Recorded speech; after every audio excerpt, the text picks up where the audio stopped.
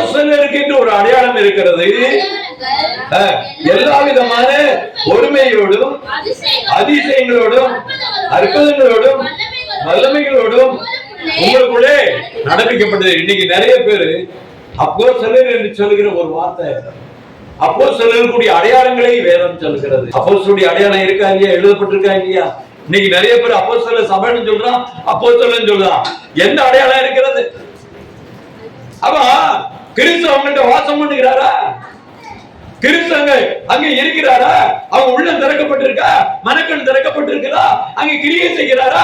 அங்க பலமாக இருக்கிறாரா? வல்லமையா இருக்கிறாரா? அடையாளத்தை காண்பிக்கிறாரா? அது அப்போஸ்தலர் சபை, அது அப்போஸ்தலருடைய அடையாளம்.